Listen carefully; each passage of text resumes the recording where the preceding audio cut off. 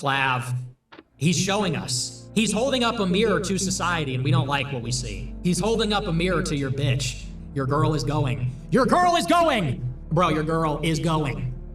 And Clav has shown us the way. I like what Clav is showing is just how detrimental Western values have become. We're pretty much, even Nick is saying it, your girl's going. Your girl's going. If I say it, they're gonna say I'm demoralizing and that I'm hating on American Western values. When he says it, they're like, yeah, true, all hail the prophet, whatever. What he's exposing is that when people are allowed so much freedom that these girls are corrupted by hypergamy to the point where they'll ditch year-long relationships just to sleep with the guy live on stream in one night. This is why our country is declining. This is why the American empire is slowly going to fall, because there's no sort of traditional values anymore. There's no belief in anything. These women are prioritizing fame and clout and status more than their own relationships. So it's important that he's exposing that, but let's really let's look at the greater cause. Why is this happening? If you're saying, okay, look, Muslims like SNEAKO are destroying American Christian values, what are the predominant American Christian values right now? Your girl is going. Your girl is going. Maybe there is a little too much freedom, too much liberty.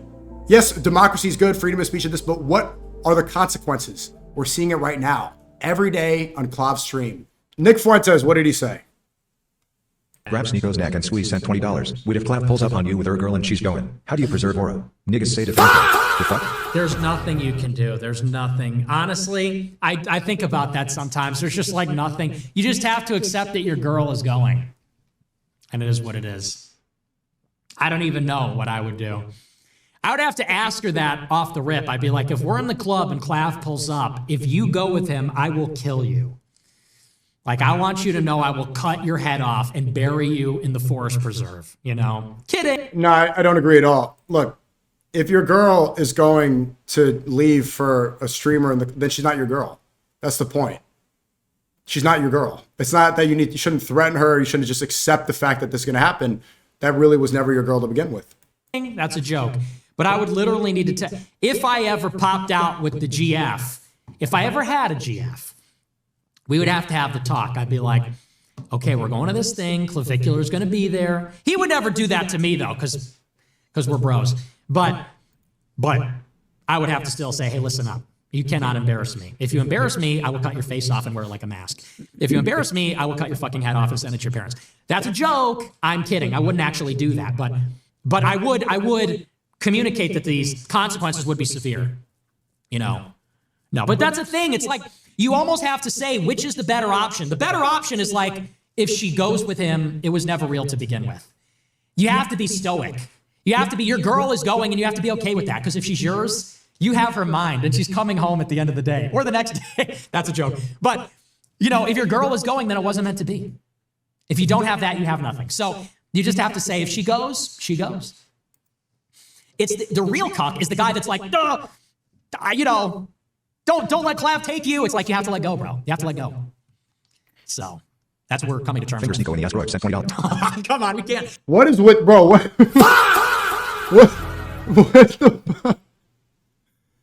the Oh my God. Come on, we can't. Stop. We can't do that. Please stop doing that. I like SNEAKO. You're going to get me in trouble. Stop saying that. He's the homie. I like grab SNEAKO's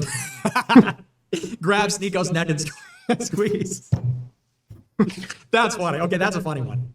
But don't do that. But don't actually do that. Grab SNEAKO's neck and squeeze. That's funny, bro. Why is that so funny to me? That's so stupid, bro. What was that the whole clip? Thanks for the big Mythical super creature chat. Roy percent $100. You are not cynical on your take about women. Just realistic, and these Clav clips are proving you right. Even the women who wouldn't act reckless like that in public are accumulating bodies every weekend in private over Tinder. And I'm not saying this as a bitter incel chud. All hail King Clavicular. I know. So true. The prophet. Dude, SNEAKO is just all salt now. Past the salt. Holy, You seem pretty salty right here. You're saying I'm salty and whiny. No. I was saying it's ridiculous to call somebody like a streamer the prophet. All hail a streamer is ridiculous stuff. And then, you know, that's going to take people out of the fold of what they're supposed to do. You know, you're going to say it's a joke, but this stuff, you got to be careful of joking about faith like that because that's how people stray away. No, this streamer is not the prophet. That's okay. That's not a diss. That's just true. Don't say hail to these really borderline idol worship and weird stuff. Like, dude, Sneak, we gotta stop whining. Every clip is like... He says while whining for 5 minutes straight every stream. It's like, that's not whining. It's just like, bro, that's stupid. To call the streamer a prophet is goofy stuff. It's not whining. It's like, let's remember what this is about. He called Clav the prophet, but Clav is against everything he stands for. America's not a Christian country. Christmas trees aren't Christian. It's like, bro, like, why is every clip is like this? It's like, bro, can a nigga live? You're whining right here. Can I just live? Can I just say my stuff and live? Okay, yeah. Look, yeah, the Christmas tree has nothing to do with Christianity. There was a clip from my Bosnian interview where I said this. I said straight up that this stuff is pagan ritual. And then I see a response from these people. Anyone who brings up Christmas and Easter as pagan traditions is low IQ and it's not really worth engaging with them. And now they're employing liberal tactics. That's their strategy now. I say something that's true. No, look it up. The Christmas winter solstice has everything to do with these Roman pagan traditions. That's why it's on December 25th. Deliberately scheduled Christians to coincide with Roman winter solstice festivals like Saturnalia. Saturnalia is a Roman festival in late December dedicated to Saturn, featuring feasting, role reversals, and gift giving. Pope Julius I designated December 25th as Christmas in the 4th century, adopting existing pagan celebrations to make Christianity more palatable.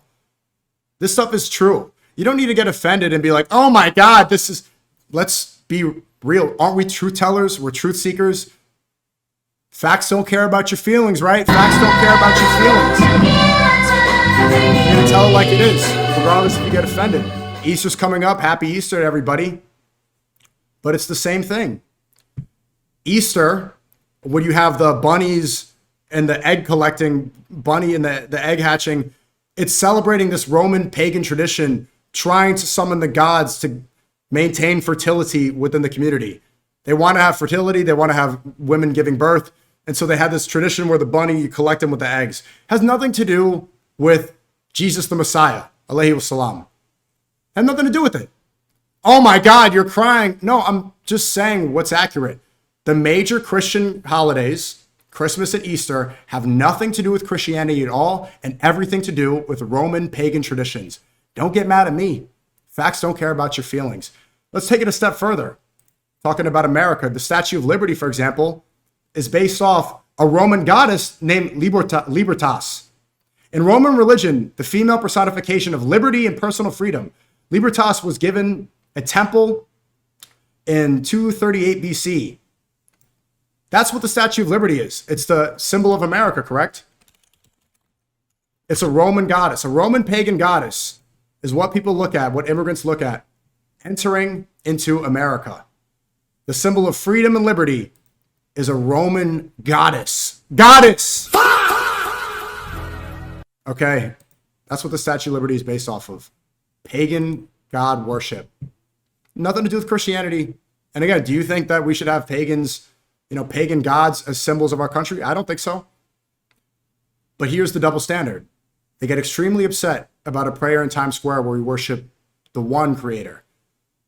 But when pagan gods are the literal symbol of our country that you claim to be a Christian country, you don't see an ounce of backlash. You don't see anybody get upset. Why is that? What's the most iconic American statue? It's easily the Statue of Liberty. It's a Roman pagan goddess. They don't say a word. But they have their panties in a outraged over the Islamic takeover of America, even though there's almost no immigration here from Muslims and we're 2% of the population. Let's point that out. He attacks my politics because I'm a political guy now. It's like, bro, why can you just chill? Someone in the chat said things can change meaning over time. I disagree. I think in order to maintain conservative traditional values, it should always maintain its original meaning. Islam has not been corrupted. The traditions are supposed to stay to where they are. Of course, there are some deviations, but they're much smaller compared to... It's as if Eid or Ramadan was completely subverted by a pagan ritual. You bow to a cube, fuck your bitch ass, soft ass mods. Resell dollar TTS. Okay, Epstein. You say the truth and then you start getting upset. Look up the Kaaba for a second. You pray in that direction. The Kaaba's a mosque. It was built by Abraham. It's all Abrahamic faiths. We pray towards it. We don't worship it. In fact, Mecca and the Kaaba, all this was getting rid of pagan idols. The Muslims would have torn down the Statue of Liberty, finding out that it's a pagan goddess. They would have ripped it down because we don't want to have any false idols. We want to pray to God and God alone. The removal of all of this. No adaptations. In fact, it's important to maintain tradition because adaptations are why you have the Protestant sect of evangelical Christians who believe in the Scofield Bible, where it says God blesses those who bless the state of Israel. Adaptations are the problem. If you allow all this to happen and say, well, things can change meaning. Okay, well, the Bible changed meaning for these people. And now you have these Christian Zionists who dominate America, the number one sect, who believe it's their religious duty to support a Rothschild-owned state purchased in 1948. Does that make any sense to you? I say no. No adaptations.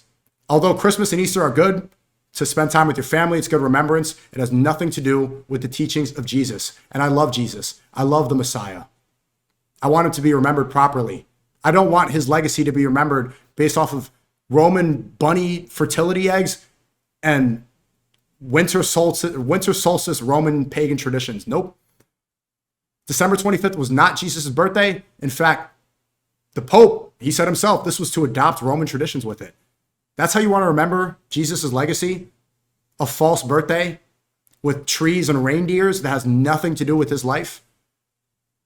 What do you think when Jesus does return, when the Messiah comes back and he sees that we remember him based off these Roman pagan traditions, how do you think he's going to react? Imagine he comes back and he sees Easter, his remembrance, and he sees like children running around looking for eggs. How do you think he's going to react? Let's maintain real tradition. This is important. In fact, there's nothing more important than that. Peace be upon Jesus. Chill. Stop dividing. I'm not dividing. This is calling for unity. This is calling for unity.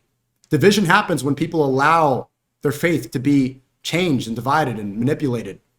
Unity happens when we stay to the truth. Anyway, but I appreciate the big super chat. Yes, King Clav. It's so true, and I say it all the time. Clav, he's showing us. He's holding up a mirror to society, and we don't like what we see. He's holding up a mirror to your bitch. Your girl is going. Your girl is going! Even, I don't know if I want to go there, but bro, your girl is going. And Clav has shown us the way. Clav. I like what Clav is showing is just how detrimental Western values have become. We're pretty much, even Nick is saying it, your girl's going. Your girl's going. If I say it, they're going to say I'm demoralizing and that I'm hating on American Western values. When he says it, they're like, yeah, true, all hail the prophet, whatever. What he's exposing is that when people are allowed so much freedom that these girls are corrupted by hypergamy to the point where they'll ditch year-long relationships just to sleep with the guy live on stream in one night. This is why our country is declining. This is why the American empire is slowly going to fall, because there's no sort of traditional values anymore. There's no belief in anything. These women are prioritizing fame and clout and status more than their own relationships. So it's important that he's exposing that, but let's really let's look at the greater cause. Why is this happening? If you're saying, okay, look, Muslims like SNEAKO are destroying American Christian values. What are the predominant American Christian values right now? Your girl is going. Your girl is going. Maybe there is a little too much freedom, too much liberty. Yes, democracy is good, freedom of speech and this, but what are the consequences? We're seeing it right now, every day on Clav's stream. Has shown us. He said, let my people go, the incels. Moses. It's like that, Alex Jones. What do you think about Clavicular? Moses. Next level. Moses. So that's why SNEAKO, because Clav is showing us firsthand. He's showing how corrupted Western American Christian values are. Is that what he's showing? Like that's what the Times Square prayer is threatening so much. And I guess we figured out the botting situation. We have a little less than 5K. They fixed the bots. Cool. All these niggas and simps, what's up? You had that Gen X cuck his wife was out partying with Clav, and Clav was like, you gross bitch, you're cheating on your husband. And the husband defended the wife. The husband said, I let my wife go clubbing if I want. It's like, maybe Chad Champion was right. Maybe Kanye was right. Maybe, because on the one hand, you have the ascended Gen X cuck who says, my girl is going and I'm at peace. Like, my girl is going and I don't care. You know what's funny about this? Obviously, I'm not really incentivized to say this. You know who said this before both of those people? Me. Obviously, this is stuff that, you know, is in the past. What do they say? The Jahiliyyah days. But, dude, I used to be, look, it's public. I used to be addicted to threesomes and this open relationship idea, non-monogamous. I wanted to sleep around. And I figured, okay, with Western values, if your girl is going to cheat, you might as well do it in a couple swap, or like this stuff was, it's stupid, but that was the thought process. Within Western values, your girl is going, it might as well be in a controlled environment. That was my thought process. Really, the real ascended belief is that you want to be with a girl who's not even interested in these values and is not going to put herself in these situations where she's not going to want to be in the club, where hypergamy and status and celebrity, this is not in her interest at all. She's going to prioritize God. That she's going to be separated and this is going to be disgusting to her. But the reason I got to that conclusion was like, okay, Western values here, every woman is going to be corrupted. She is going to cheat. Your girl is going. Might as well just accept it. You know, and then obviously that's been a major stain. But that is the product of fully indulging and engaging in Western values. Girl is going and I don't care. He's saying, I'm at one with the universe. Good. Maybe Chad is giving her a good time. I'm working on my hobbies. Whereas the incel is like, she's with other guy, you know? So maybe Chad Champion was right about that. I'm not going to say he is. I'm just saying maybe food for thought. England banned Christmas in the 15th century for 13 years because it's pagan. Google it. Really? Well, I'll take your word for it. That makes sense. That makes sense. But people, you know, it has a lot of, it's synonymous with family and wintertime and blah, blah, blah. It's probably not going to change. But I want people to know what its basis is. Everyone, it's a joke, guys. It's a joke. It's a bit. Everyone's going to clip that and say, oh, the trad cap is saying we should be cucks now. That's just your Groyber movement. It's a joke. Relax. No, Clav is showing how disgusting these women are. And that's why he's the GOAT. So yeah, because of Western values. Okay, SNEAKO, that's why. All right? And Clav corrected SNEAKO. Clav said, yeah, I don't endorse clubbing. I'm doing it to make... Clav agreed with me. Clav said that I'm not promoting a lot of things. Most of what I'm promoting isn't good. He knows this. But he's saying he makes money from it and that he's clubbing in this part of his thing. Understood. But there is a major benefit. And what he accurately pointed out was the fact he's exposing Western values, and he understands that he's going to have an important role in where the manosphere, red pill, anti-feminist movement goes. He's right.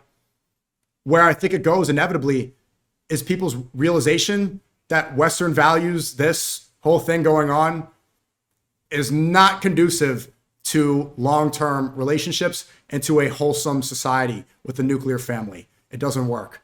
Bonnie Blue came to the same conclusion, right? OnlyFans being paraded around, prostitution is normal. This is the end result. This is what happens when you accelerate freedom. You get this society. That's where it's going. So what do?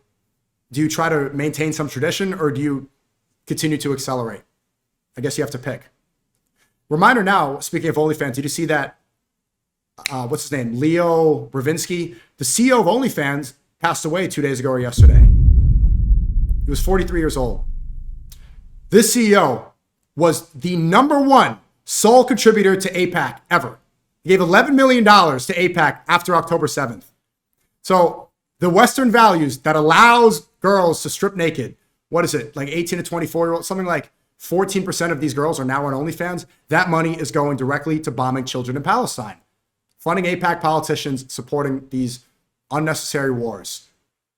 Blood, nut, sweat, and tears literally going into these bombs. He passed away at 43.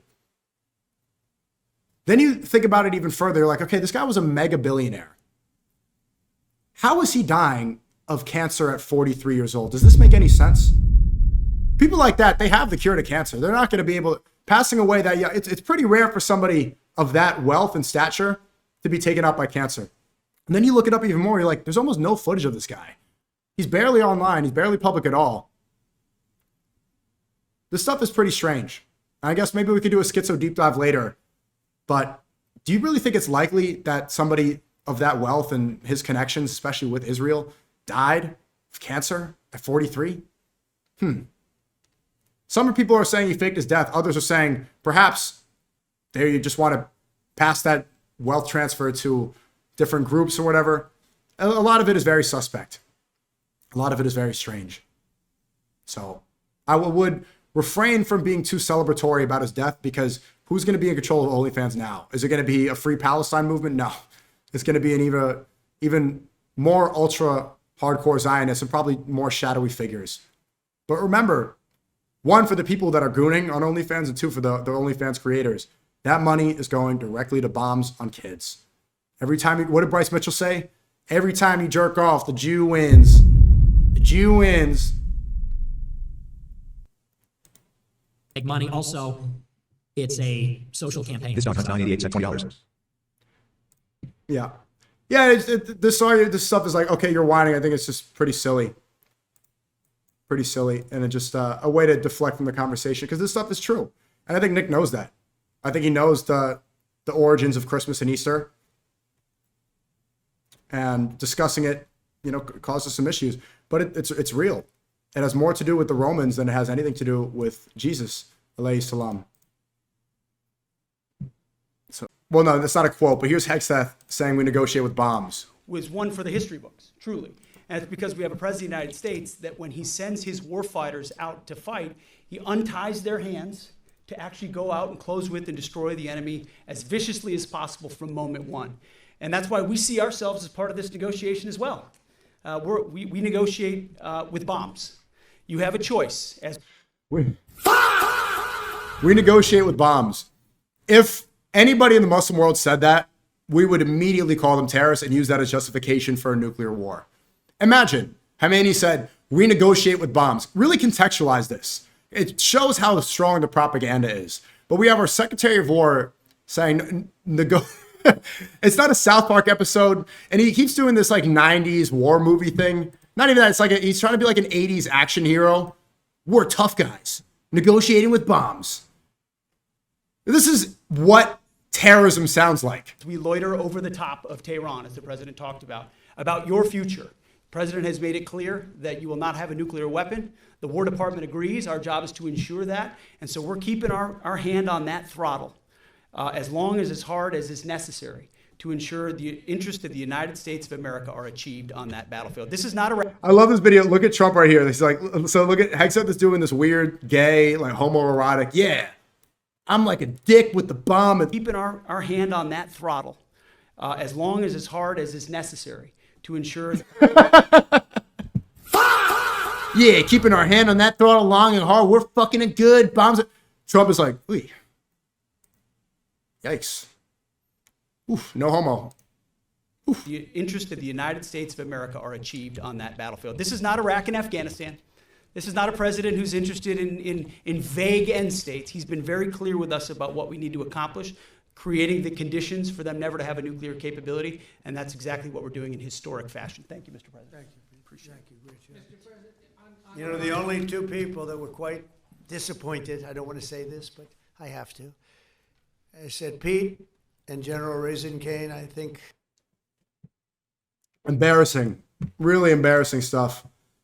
And that's what they're going to use as the fall guy. So Pete Hegseth is a useful idiot, but I think he's too much of an idiot to realize that they're using him as a useful idiot. So sometimes they have a strategic effort to make somebody the fall guy. Right now, the plan is with Netanyahu to get somebody else in charge. They're either going to avoid elections so that they can keep Netanyahu as a dictator, or they'll just put somebody else in charge. And to remove themselves from the blame, you could see the narrative from people like Gavin Newsome. Gavin Newsome is positioning himself as a free Palestine libtard, but he's really saying Israel has the right to exist. We love Israel. I just don't like Netanyahu. A lot of people in America, American Zionists, will avoid blame and say, yeah, Israel's fine. I just don't like Netanyahu, as if he's the only one responsible for the genocide and war crimes. This is what they're kind of trying to do, and what Peter Thiel, J.D. Vance, that group wants of Hegseth. So when election season comes around, they get to alleviate themselves from all the blame. But Hegseth is such a stupid idiot. He has no idea what's happening. And further, we'll see just how much criticism he's getting. And so here Trump is terrifying, exposing the reality of this war. With our great Patriot missiles. Think of it, they shot 100 missiles at one of our aircraft carriers, the Abraham Lincoln, one of the biggest ships in the world, actually. And out of 101 missiles shot, every single one of them was knocked down in the sea. Think of that. Think of what that means. 101 missiles, highly sophisticated, very fast missiles shot. Out of 101, all 101 were shot down, and now, for the most part, lie at the bottom of the sea. Pretty amazing, right? Pretty amazing. Our military is amazing, Pete. You know the attack I'm talking about recently? 101 shot. I said, wow. I saw that. You can see we have sort of pretty good equipment that we see. It's called the red line. Those red lines were thick, right? I said, that's a lot. And then we saw them one by one just get shot. And these guys that do the shooting are the coolest cucumbers ever. You know, most people, you don't have a lot of time. When a missile's going at 2,500 miles an hour. So what he's exposing unknowingly is they keep saying that their military is destroyed. They have no anti-aircraft capabilities. They have no Navy. They have no Air Force. He's like, we destroyed all their missiles and all their... Okay, so you're admitting that they have highly sophisticated missiles. You're admitting that they have the capabilities to fight back. And you can see that the USS Gerald Ford, this is the giant aircraft carrier. It looks like a Star Wars ship, this giant vessel.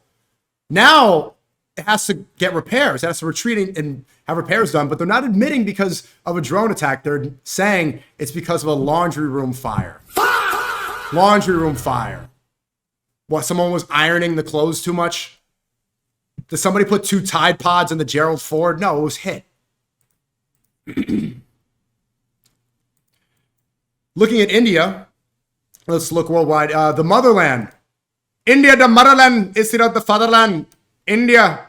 So this is having effects all over the world, right? Americans, they're there dancing and parading in the streets and, you know, doing cocaine in the beach. India, although Modi just said, we're the motherland. We love to get fucked by Bibi. Thank you, Bibi. Thank you, Trump. The oil prices are going, the world economy is being affected. Look at these Indians getting gas.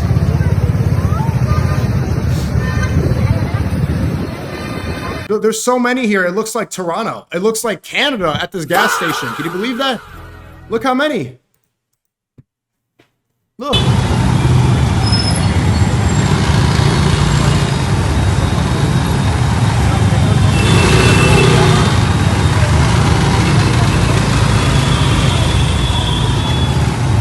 Someone said it probably smells like gas and curry over there. Okay, first off, that's racist. Second off, it probably doesn't even smell like gas. There's none there. I mean, it's empty.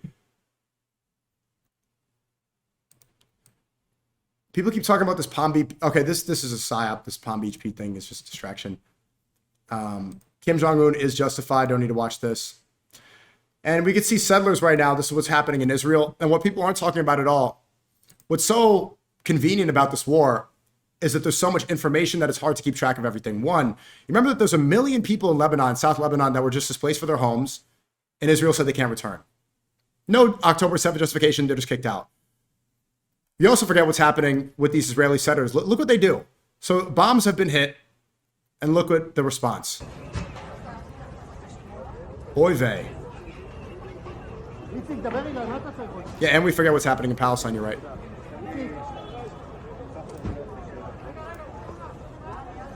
They're like acting like vultures. Just looting from someone's bombed house.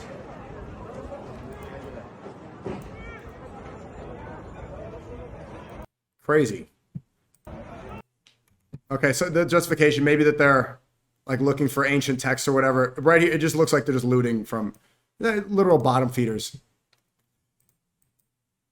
And one really interesting outcome of this war so far is we're seeing how good Iran is at propaganda. America has traditionally had the strongest propaganda machine. Look at Iran's response, and you know maybe they really are using AI properly.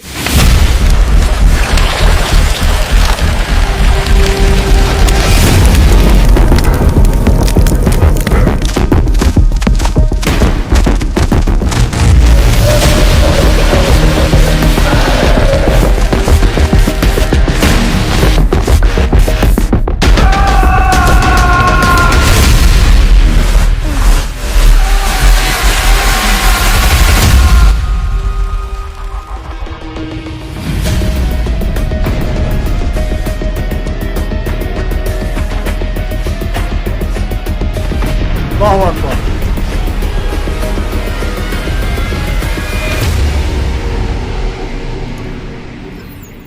So, bro, what are you cheering for? I'm cheering for the souls of those children in that school. That they face some sort of vindication, that their lives didn't go to waste. Here's more of Iran. Okay, turn on the volume. They're about to go nuclear. How long do we have? This one's good. Wait, just flash. They're 2 weeks away. How 2 weeks away are they? Even more 2 weeks away than they were 5 years ago. My God! That's dangerous levels of 2 weeks away. I know.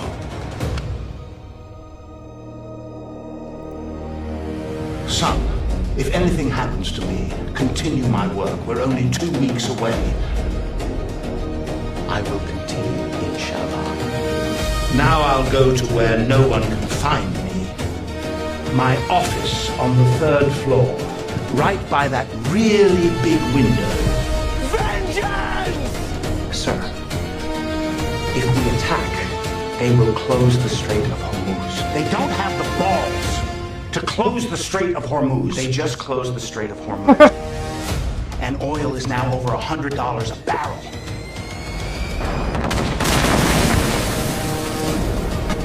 Please keep me out of this. No one likes this war. And I want to be president one day.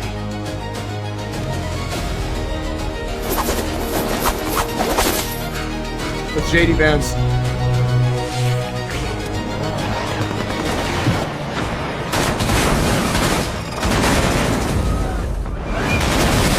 Come on, send a boat or something.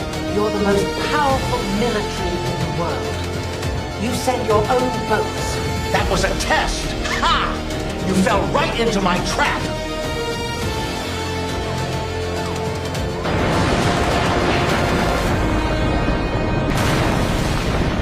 Sometimes the best reason for war is no reason at all.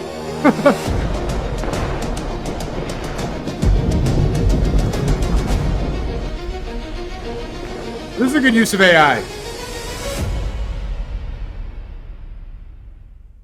I would see this film. They're doing a great job. Well, okay, so I know it's AI slap. Let's look at some real footage. So here's the FPV drones.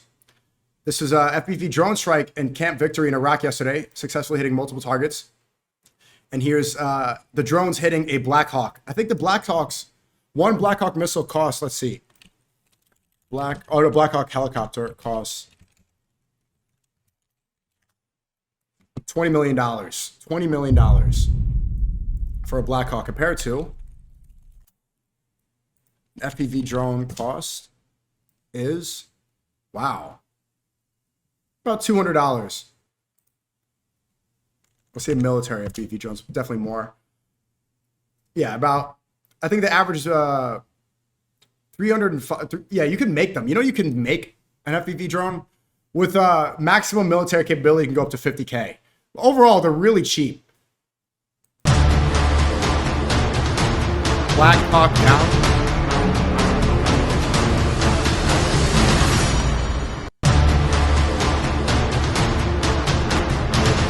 So you're going to see tons of this. The U.S. ground invasion is going to happen real soon, and they're not ready. I mean, look, the people in Iran have been training for this war. You understand that? The IRGC has been getting ready for this war for 20 years. And the military strategy is not hard to figure out. Tons of drones versus extremely expensive equipment. Why is Hexeth begging for $200 billion more? Because they're arrogant. They want to have big Black Hawks. They want to have epic fury. They want to show, look how epic our firepower is. Iran, they don't have as much money, so they're just going to, we'll just get a bunch of drones. You know, it's easy to use. I could use a drone. You could use a drone. A 5-year-old can. It's going to be a disaster. You know, and they don't know the terrain. They're going to be able to hide and then fly these drones into their very expensive equipment. Here's more.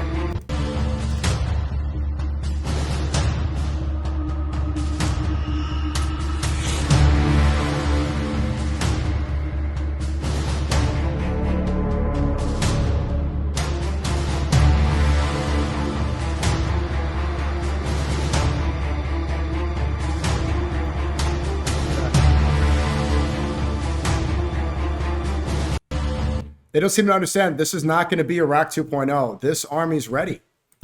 And people are getting upset like, oh, who are you rooting for? Why are you rooting for the enemy? It's like, okay, first off, it is the America first position to want Iran to win this war. Clip that, I don't care. To not want our tax dollars to go to fight Israel's war, that's America first. Second, why am I supposed to hate Iran? Explain to me why. They have been the good guys in this conflict. One, they didn't start it. Two, American Tomahawk missiles killed a school with 168 girls in it. Then they say it's because 30,000 protesters died. They have not released the names. Then you see many, many false flag attacks from Israel over and over again, like the Diego Garcia, that island with military bases south of India. You see false flag attacks in Saudi Arabia. Mossad agents were arrested. Iran has maintained moral high ground in this conflict to a T. We know this. What am I supposed to root for right now? The administration that's covering up for the Epstein files, dragging us into another war identical to the last one, to the last how many other major mistakes? The same administration who said no new wars. You want me to root for this? There's no clear objective. There's no clear gain for our country. All we do is lose. The oil prices are going up, and there's very clear market manipulation and insider trading from all these criminals who are acting like gangsters around Trump. This is mafia tactics. This is what the Sopranos did. Market manipulation in this time. They're getting rich off this war. You understand that? We are suffering. Americans, regular Americans, our tax dollars go up. They're going to send troops to die. They won't fight. Our money's being spent on this while the ultra elite work behind the scenes and get richer off the wars that we are dying in and that we suffer from. And you want me to root for us? You want me to root for this war? Even though they said there's no imminent threat from Iran? You can go fuck yourself.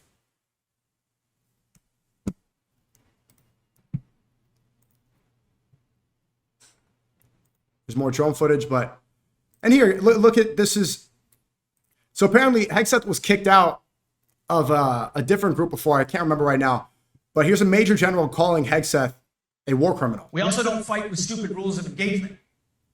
We untie the hands of our warfighters to intimidate, demoralize, hunt, and kill the enemies of our country. Those are the words of a potential war criminal, right there. And that is not the advice and counsel and direction that any Secretary of Defense should be providing our soldiers, sailors, airmen, and Marines. It puts them actually in greater danger. The Secretary of Defense is a disgraced major that was kicked out of the DC National Guard. He has no qualifications whatsoever to be the Secretary of Defense other than his extreme loyalty to the president. Again, those are the words of a potential war criminal. We also don't fight with stupid rules of engagement. We untie the hands of our warfighters to intimidate. Hegseth's an idiot. And this is coming, when I say the same things, you guys get upset. When he says it, they're like, oh, okay. But, so here, let's look at some of the market manipulation and understand the criminals. If you're still in support of the Trump administration.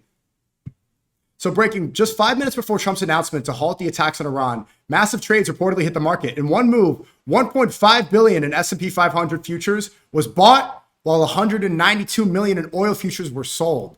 These orders were 4 to 6 times larger than anything else at the time.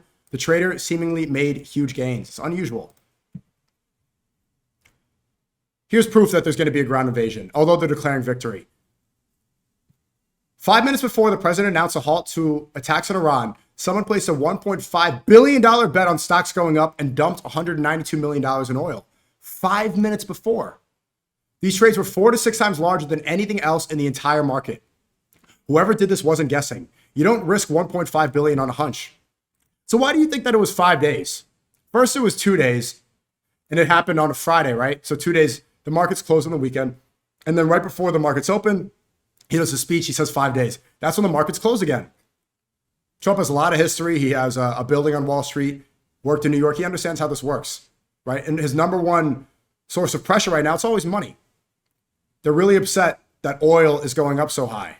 That's why they're panicking about the Strait of Hormuz. You can understand why he's saying 5. Why do you think he came up with that figure 5 days? There was zero public indication this announcement was coming. No leaks, no press, nothing. The only people who knew were in the room when the decision was made. Someone in that room picked up a phone, and within minutes, they made more money than most Americans will earn in 1,000 lifetimes in a single trade on a war that cost you $4 a gallon gas and $16 billion in tax dollars. American citizens funded this war. Politicians are profiting from it. This is not the first time. Every major announcement from this administration has had massive suspicious trades right before it dropped. Tariff reversals, policy shifts, war decisions. This is the most blatant insider trading operation in the history of American politics, not even close, and it's happening over and over in broad daylight. And this is how this administration started. You guys forgot? It started with the pump and dump. Trump coin, Melania coin, rugged his own fans. Now it's going to end with pump and dumping stocks for a war in Israel, a war for Israel. It's completely backwards. The pump and dump administration. You would go to federal prison for trading on a tip from your cousin. These people are front-running war decisions with billion-dollar bets, and nobody will ever ask a single question. Nobody will be investigated. Nobody will be charged. By tomorrow, this will be buried under the next satisfying headline, just like last time and the time before that. The game is rigged, and they're not even trying to hide it. It goes right in front of your face. In the past, they were worried that if the public knew about this, that there would be a major uprising, that there'd be something like a revolution. This is why it took so long for the Epstein files to release. They thought if the public knew what was going on, what the elites were doing, how evil it is, that there would be some sort of uprising. They realized they could do whatever they want. The major indicator of this was COVID-19. Realizing that they could lock everybody up, make billions of dollars from this fake vaccine, and get away with it. Something shifted. And now they know they can do whatever they want to the Goyim in front of our faces with the information public and just continue to lie and nothing will happen. This is an indicator of an empire in decline. We've lost all sort of morality. America used to have... The Maduro regime, they're exporting terrorism Who's talking? to America, to the American hemisphere. Why is Netanyahu speaking? Hezbollah, Hamas to get their guys into the United States. So Hamas and Iran and its proxies are a threat not only to us, Where is he but to speaking all, from? to Israel, all of America's allies in the Middle East, and to America itself. Where did he just come from? He's not war against stupid. Stupid. That's War me? refugees. Israel benefits. What the We're in another fuck? Conflict. Stupid. What? Oh, look, we're gonna get Why am I 17 talking? trillion from oil.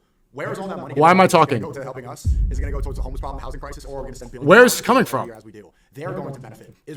That was so weird. That would literally felt like a Mossad attack. I start... They're in cahoots with the Maduro What regime. the They're fuck? exporting terrorism to Netanyahu just starts speaking in the middle. What? No, it was this random Twitter tab just started playing out of nowhere. That was just a Chrome glitch. Super weird, huh? Super weird. But yeah, they can get away with it in front of our faces. Okay, so he's saying the war has been won. Let's go see this. Let's see. So this is the narrative. If you guys are there any MAGA people? I ask this every stream. I want to know who here is a Trump supporter. Say me. YouTube and Kick. W gifted. Who gifted?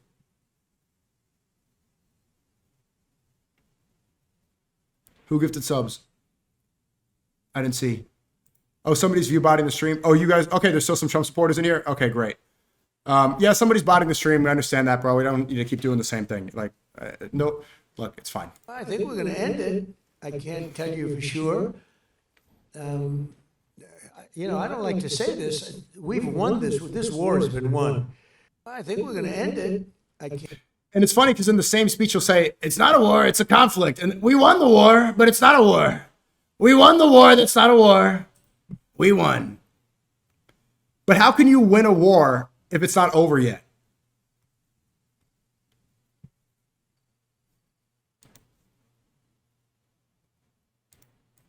Are achieved on that battlefield. This is not Iraq and Afghanistan. This is not a president who's interested in vague end states. He's been very clear with us about what we need to accomplish, creating the conditions for them never to have a nuclear capability, and that's exactly what we're doing in historic fashion. Thank you. Are achieved on that battlefield. This is not Iraq and Afghanistan. It's not Iraq and Afghanistan. What's the difference? They're saying that, but what is the difference in this invasion compared to the other ones?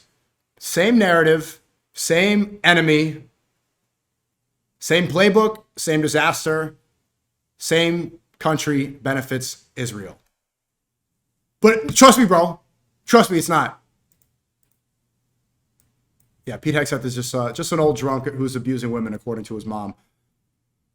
And it even gets more, it blows my mind about how stupid it gets. For anybody, there was a lot of people that are saying you still support Trump. Listen to this. There's a lot of Trump supporters in both chats right now. Explain to me how after watching this. It was amazing, actually. They gave us a present, and the present arrived today. It was a very big present worth a tremendous amount of money. And I'm not going to tell you what that present is. I'm not going to tell you, but it was a great present. Worth a lot of money. What are you talking about? What would they possibly give him? A gold toilet? What? A fake Louis bag? What would they give him? Oil? They closed it off. They closed it. So why would they give you money if they're very publicly and obviously trying to strangle your economy? That's the whole point about closing the Strait of Hormuz, is to mess up the petrodollar and the U.S. economy. What would they give him that's worth anything? But it was a very significant prize, and they gave it to us, and they said they were going to give it, so that meant one thing to me: we'd deal with the right people. No, it wasn't nuclear related. It was oil and gas related. Bro, they're tricking on him like a Miami crypto scammer. They probably gave him a fake Gucci bag. Here, sweetheart, yeah, the Strait of Hormuz is staying closed, but you a good girl. You be a good girl. You keep sucking dick. Yeah, good girl.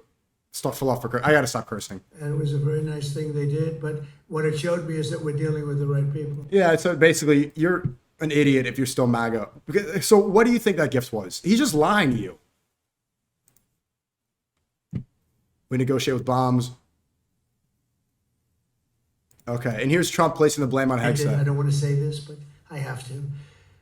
I said, Pete and General Raisin Kane, I think this thing's going to be settled very soon. Here they go.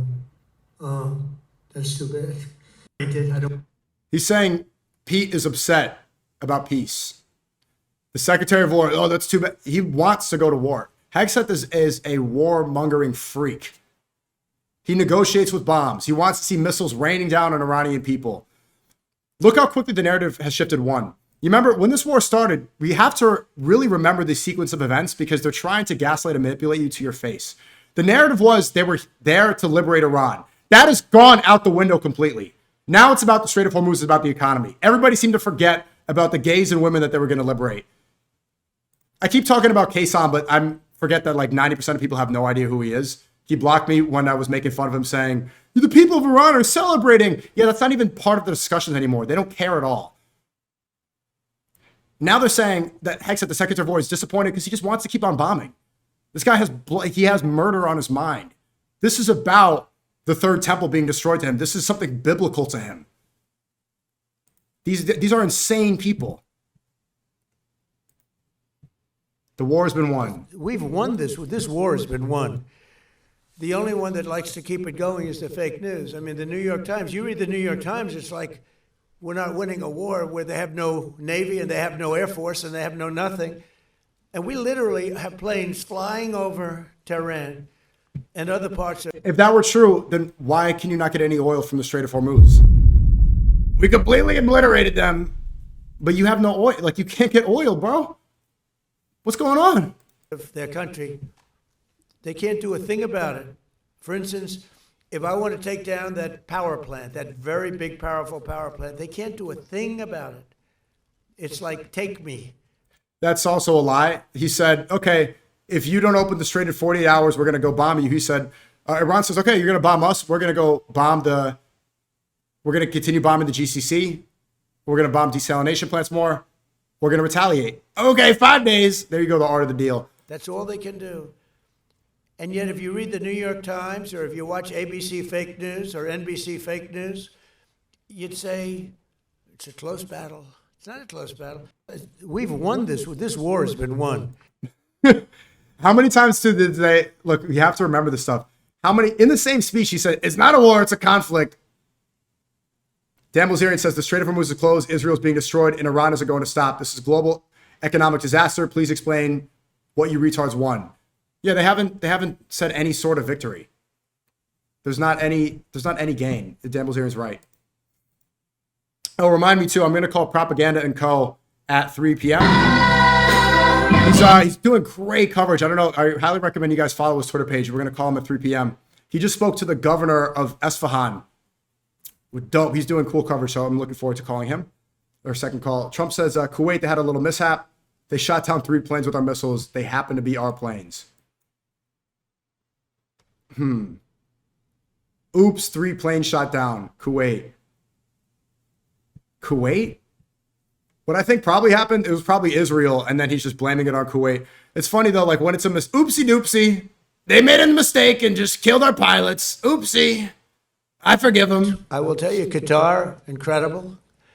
Qatar took a hit, pretty bad hit. Qatar is very close, you know, they're essentially, you can walk right over the border. Qatar took a hit. They've been great. They've been very strong. Kuwait, they had a little mishap. They shot down 3 planes with our missiles.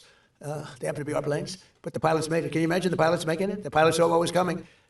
And they said, those are patriots. We're not going to escape patriots. And they got out of there pretty quick, Pete, right? Pretty amazing that they got out. The 3 pilots lived. They're fine. In fact, they're flying today. Was the Kuwaitis accidentally fired? Yeah, the Kuwaitis made a mistake. They fired. They thought they were firing at the enemy. It was, as the expression goes, friendly fire. But the pilots are great. They're flying today. I will tell you, Qatar, incredible. Qatar took a hit. You know what also is a sign of an empire in decay? America used to only elect presidents that had served in the military. Do you remember that? That used to be the standard.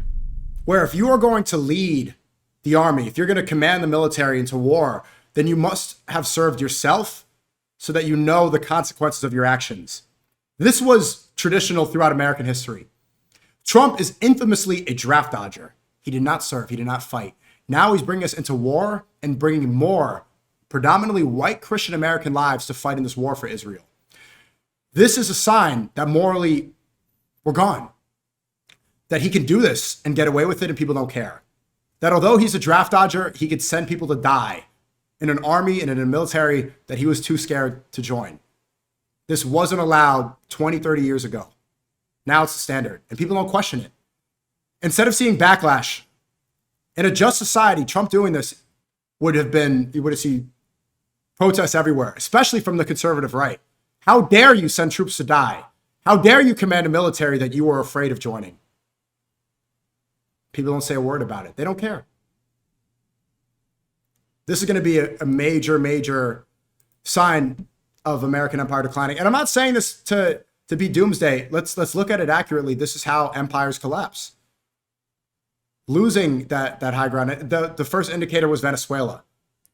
That regime change, it was about oil. They tried to say it was about coke dealers and it was about, Maduro had machine guns. Nobody bought it. And essentially they just started admitting, yeah, we wanted their oil. For the first time, America shifted from being the freedom fighters, America's police, spreading democracy and good American values throughout the world, to now rules only for me, but not for thee. As long as it benefits us, I don't care. Morality's out the window. It's just us. We don't care. We can murder, steal, bomb, kill, lie, cheat, all this. But as long as it benefits me and my pockets, and really only the people in my circle benefiting from these insider trades, people look away. That will be the downfall of this empire if something is not corrected soon. Okay, so saying they killed all the leadership, while also saying that they gave me a big prize, big gift, but we killed all their leadership. Well, in Iran, can you give us any more sense of who exactly in Iran it is, either Woodcock or Kushner or others you're speaking with? Yeah, we had, I hate to say this in front of these young people. They're not children. I spoke to most of them. They sound like adults to me, even though they are sort of children, right? They'll always be your children. But I hate to say it, but we killed all their leadership. And then they met to choose new leaders, and we killed all of them. And now we have a new group, and we can easily do that, but let's see how they turn out. Yeah, he doesn't even seem to understand what regime change is. This is how disastrous this is. In the Iraq War, regime change meant, okay, you killed Saddam Hussein, you killed the leadership, and then you need to deploy troops and maintain democracy and instill your values in this country. Now Trump thinks that regime change is just killing the people in charge, but then more people get elected more people are in charge that have the same values. You didn't change anything, but you just killed an 86-year-old guy with cancer. Now what? A more radical who hates the U.S. even more than the previous leader is in charge? We killed him. We killed them all. We have really regime change. This is a change in the regime because the leaders are all very different than the ones that we different how started off with that created all those problems. So this was, I think we can say, Jason, this is regime change, right? What makes you trust them? I don't trust anybody. I don't trust you. I mean, that's like saying it's regime change when there's a new election. That's only because I know you. But if I didn't know you, I'd probably have more It's trust. so dumb, bro. What are the responses to this? It's regime change. It's, do you remember saying this? So we'll get into that later.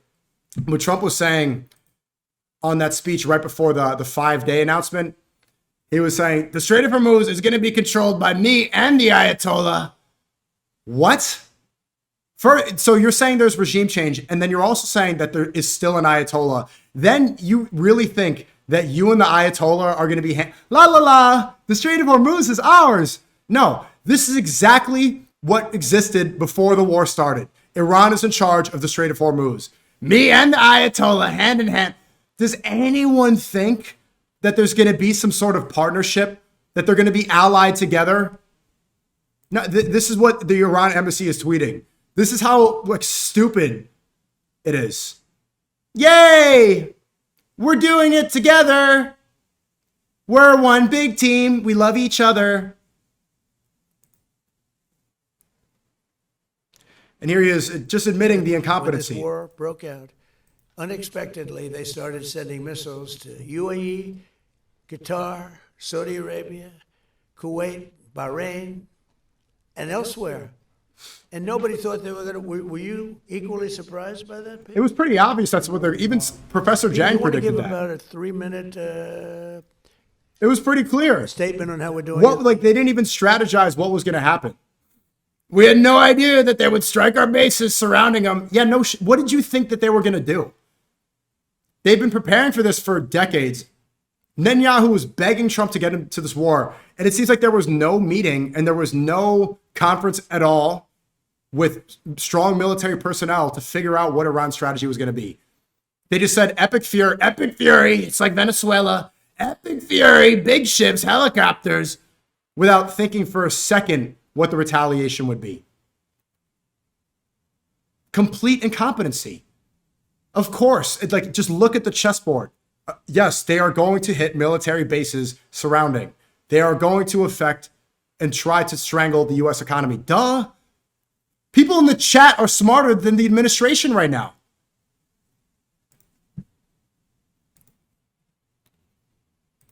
But you can see why he didn't know what was going on.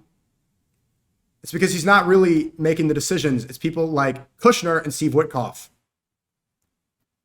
These Jewish Zionists whispering in his ear. Are you going to send Jared Kushner and Steve Witkoff to do direct negotiations with the Iranians? Yeah, well, we're in negotiations, as it turned out, and now you've seen what I said yesterday was exactly correct. We're in negotiations right now. They're doing it along with Marco, JD. We have a number of people doing it, and the other side, I can tell you, they'd like to make a deal. And who wouldn't if you were there? Look, their Navy's gone, their Air Force is gone, their communications are gone. That's the biggest problem. It's very hard to communicate them between themselves. All of the anti-aircraft is gone. Most of their missiles are gone. We either shot them or they shot them and don't have them anymore. They're down to a trickle. Pretty much everything they have is gone. I don't know. Can you name one thing that's not gone? Or they're drones. They're obviously sophisticated missiles. Can you name one thing that's doing well? You know, if you read the papers, Strait of you think Hormuz, we're tied. the You mines. think we're in a tough battle. We are roaming free over Tehran, the city, Tehran, as opposed to Iran. We're roaming free. We can do whatever we want.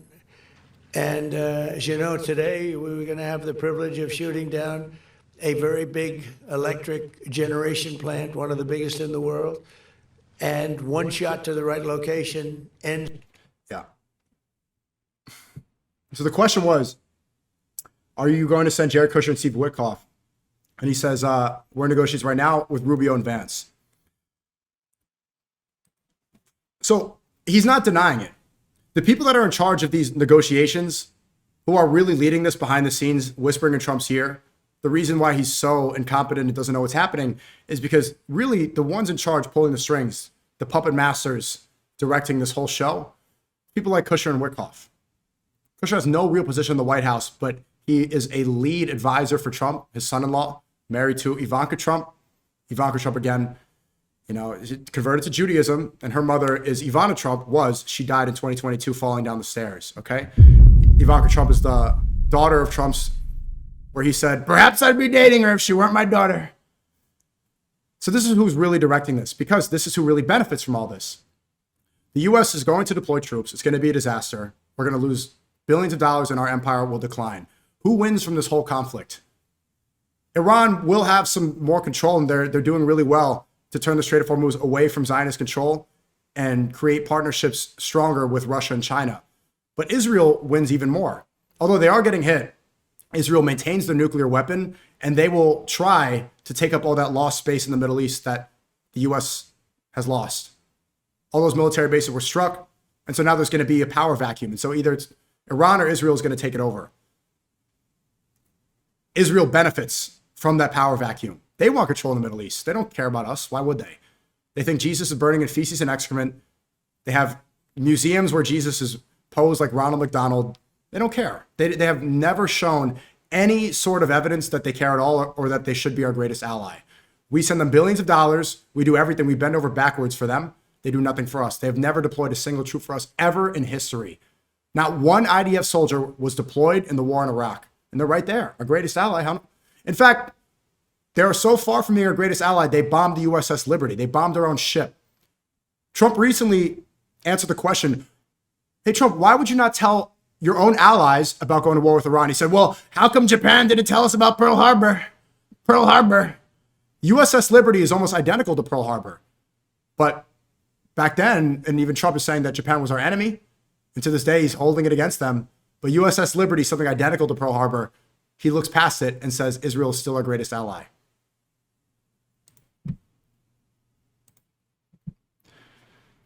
So this is Propaganda Co. I'm going to call him in an hour. I'm looking forward to this. Let's see his update. He's doing great coverage in Iran right now.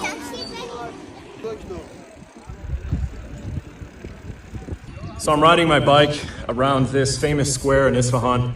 I pronounced the name, but I forgot it already, and it's, I don't speak Farsi, but I wasn't expecting to come to Isfahan or to Iran in general and have such a tourist-like experience.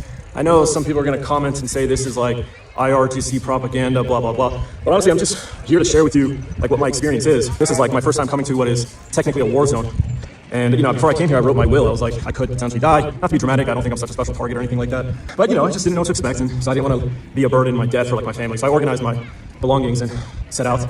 Then I came here, and it's like, thankfully, it hasn't escalated to the point where this wouldn't be possible. But, sharing my thoughts about Iran culturally, let's forget the politics for a second.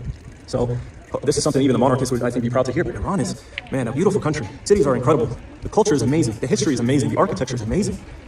And I like history, I like architecture, I like culture. I think it's what makes me appreciate all people, humanity in general. What is history? It's just the collective experiences of all of humanity. So there's a lot to appreciate about Iran and so many other cultures. This is something that everyone should be able to do, be able to come and enjoy this. Experience history. It looks like a beautiful country. Yeah, I saw this. He put some coverage on this masjid.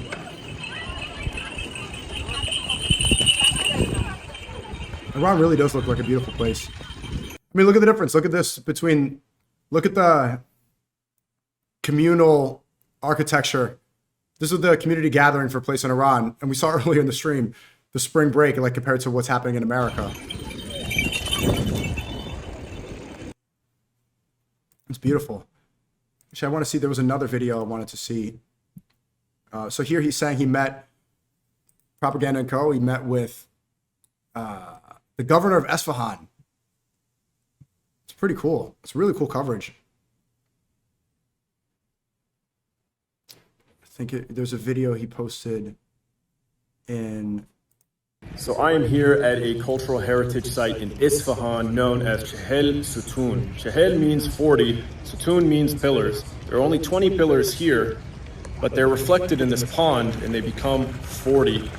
This is a palace that has become a museum. Inside you see stunning architecture, you see beautiful paintings preserving Iranian civilizational history, Persian civilizational history. It's hundreds of years old, very long, beautiful wooden columns sustaining the structure. It was damaged, unfortunately, on the other side of this garden. The US and Israel attacked the SNEAKO government using his building. mom's brainwashing class, Groypers, look it up on y'all. He is Islam first. Yeah, that's a subversive Jew posing as a groyper right now.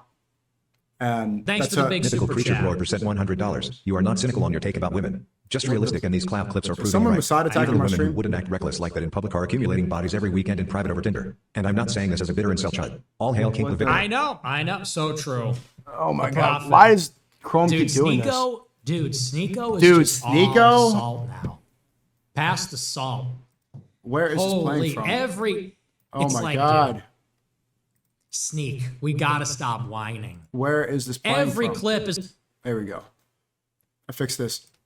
So, yeah, that super chat. It's just look, tech teams in Israel dox my mother. Shouldn't even keep whatever. It's all fake news, bro. It's not even. I hate using that term, but that stuff is completely. That's what they're resorting to. Like, that's not a groyper, and that's all fake.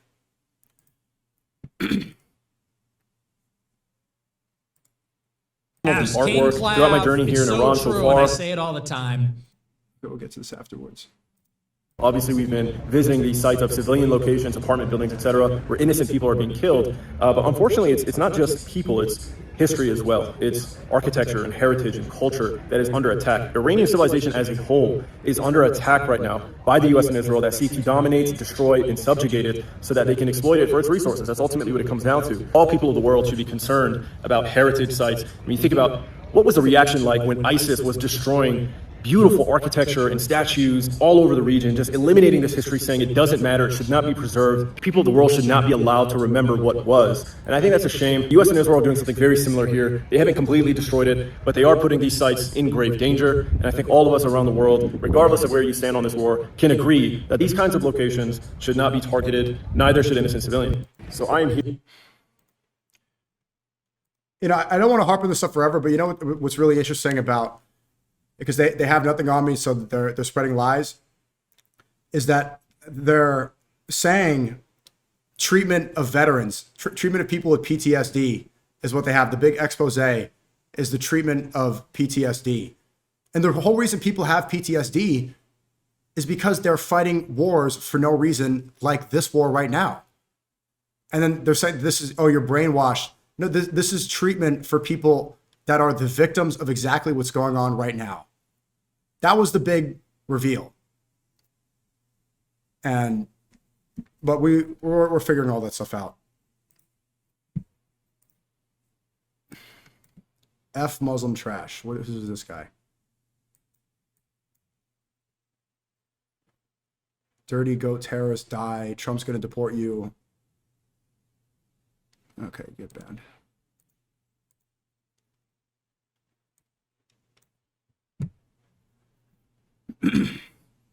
We saw this. Oh, here's Gavin Newsome. So Gavin Newsome is going to run against J.D. Vance. Let's see. Do you consider yourself a Zionist? Do I consider myself a Zionist? Yes. I believe, I revere the state of Israel. I'm proud to support the state of Israel. I deeply, deeply oppose Bibi Netanyahu's leadership, his opposition to the two-state solution, and deeply oppose how he is indulging the far right as it relates to what's going on in the West Bank. Do you regret using the word apartheid to describe Israel? I do in this context that I said it and I referenced why I used it. A Tom Friedman article in that same sentence where Tom used it in the context of the direction that Bibi is going. Not the current state. And the concern, correct. Okay. And that is a legitimate concern I have. So Gavin Newsome is not actually, obviously, like every left-right politics division slop, it's all serving the same master. Right? Gavin Newsome is saying things that are anti-Trump right now, but he's doing it to gain a populist movement because he wants to get elected and because it's very easy to dunk on Trump right now. This does not mean that he's free Palestine. It does not mean that he's anti-Zionist. In fact, he's just as Zionist as the rest of them. You can't trust almost all of these people. Almost all of them. James Fishback right now is doing a good job. I like Thomas Massey. Even Mamdani to some extent is doing a good job. But Gavin Newsome, he's not the hero. He's not the anti-Israel hero. The only difference between him is that he's just calling Netanyahu the fall guy while still supporting the same exact regime. And it was probably part of a major discussion. Okay, we're going to get a leftist elected after we have the MAGA people. So say this, do this, and put all the blame, make Netanyahu the fall guy while still supporting the same regime. It gives people the illusion that he's one of us and he's not. He's the same. That I share with Tom, that direction, if that vision in that direction of the far right that Bibi is indulging, that if they see the full annexation of the West Bank, then that's not something. That's a word you may hear others use. Do you consider yourself as And this goes back to my tweet Saudi Arabia. About the Shias, which I'll bring up right after. Saudi Arabia. What do you hear with Saudi Arabia? Just hearing that you've been talking and that he has been encouraging you to do certain things related to Iran. Can you share? Well, he's a warrior. He does. Yeah, he's a warrior. He's fighting with us, by the way. Saudi Arabia has been excellent. And according to Trump, Saudi Arabia is fighting with us. According to Trump, they're the same team. UAE, excellent. And I will tell you, Qatar, incredible. Saudi Arabia. What do you hear with Saudi Arabia? So when I say things about how Shias are standing up, do you understand why I say that? Do you understand why that statement is important and why I'm not going to backtrack from it? Mohammed Ajab pointed out, he said, some people are overreacting and misunderstanding what SNEAKO said in this post, especially those who have his number and could ask him directly. This is not the time for petty dispute, and this approach is anti-dollar. Geopolitically, Sunni majority countries have let us down. According to Trump, Saudi's working with them. All I said was Shia Muslims are keeping the ummah alive. There are a lot of Muslims keeping the ummah alive. The Palestinian resistance, the Palestinian people, they're keeping the ummah alive. People who are spreading doubt, people who are saying positive things about Islam are keeping the ummah alive. Practicing Muslims amidst all this propaganda, keeping the ummah alive. Regular people praying privately, keeping the ummah alive.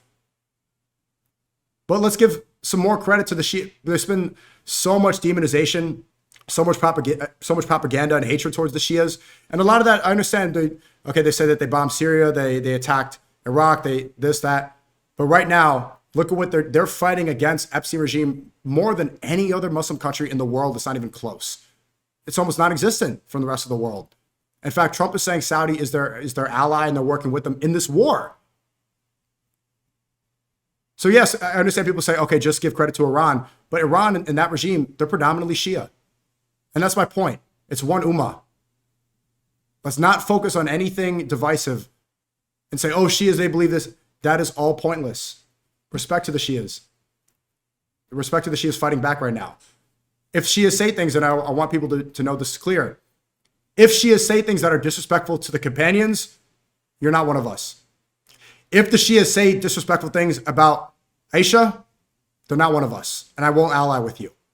Let's make that clear. I don't want people to think that I'm all on board with everything some Shias say. Khomeini did make it clear what he believed about Jesus, alayhi wasalam, what he thought about Aisha, what he thought about the companions. He did not spread disrespect. I did not see anything that Khomeini said to take him out of the fold of Islam or him saying anything that would make him not an ally or even an enemy. Let's focus on that. That's what is important. Salam SNEAKO. I just need your help. No one is helping me. How can I stay in touch with? Send a post in the community. I'll see what's going on. Maybe I can help. If they say things, so say you're on the battlefield. Muslim Lantern had a great point about this. If you're on the battlefield and you're side by side with somebody who's disrespecting Aisha and disrespecting the companions, they're not your ally. That's true. But if they're fighting back against Epstein regime and doing the right things and they're not saying anything that take them out of the fold, or you can consider, if they turn themselves into an enemy or somebody that you can't call your brother, fair. As of now, I'm not seeing that.